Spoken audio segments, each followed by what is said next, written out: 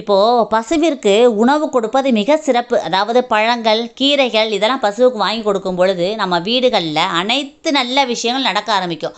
பசுவை மகாலட்சுமி அம்சமாக தான் நம்ம வழிபாடு பண்ணுறோம். பசு நம்ம வீட்டு வாசப்படிக்கு முன்னாடி நின்று, அதாவது வாசலுக்கு முன்னாடி நின்று அம்மானு கத்துனுச்சுன்னு வச்சுக்கோங்களேன், அந்த வீட்டில் நல்ல காரியம் நடக்க ஆரம்பிக்குது. மகாலட்சுமி வீடு தேடி வந்துட்டாங்கிறது அர்த்தம். அதனால் பசுவுக்கு எப்பொழுதுமே உணவு கொடுக்கணும்.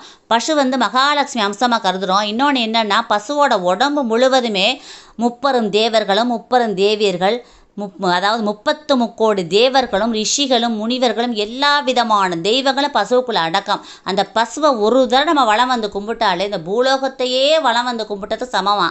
இன்னொன்று என்னென்னா, பசுவுக்கு அகத்திக்கீரை வாங்கி கொடுக்கும் பொழுது நம்ம முற்பிறவியில் 7 ஜென்மங்களில் செய்த பாவங்கள் நீங்குமா. பிரம்மகத்தி தோஷமே நீங்கிரும். பசுவிற்கு அகத்திக்கீரை வாங்கி கொடுத்தோம்னா நம்ம முன் ஜென்மங்களில் எத்தனை தோஷம் இருக்கோ, பிரம்மகத்தி தோஷம் தான் பெரிய தோஷம், அந்த தோஷமே விலகிரும் சொல்கிறாங்க. அவ்வளோ புண்ணியமானது அகத்திக்கீரை பசுவுக்கு வாங்கி கொடுப்பது. இன்னொன்று என்னென்னா, நம்ம முன்னோர்களுக்கு தர்ப்பணம் செய்யாமல் நிறைய பேர் விட்டுருவாங்க, மறந்துடுவாங்க. அந்த சூழ்நிலையே இருக்காது, பண்ண முடியாது, தடங்களாகிட்டே இருக்கும். அப்படி இருக்கவங்க பசுவிற்கு அகத்திக்கீரை வாங்கி கொடுத்தா முன்னோர்களுக்கு தர்ப்பணம் செஞ்சதுக்கு சமமாக அந்த அகத்திக்கீரை பசுவுக்கு வாங்கி கொடுக்கறது. அதனால் பசுவை பார்க்கும் பொழுதெல்லாம் நீங்கள் பழங்கள் வாங்கி கொடுங்க, வாழைப்பழம் வாங்கி கொடுங்க, அகத்திக்கீரை கிடச்சிச்சின்னா பசுவுக்கு வாங்கி கொடுங்க.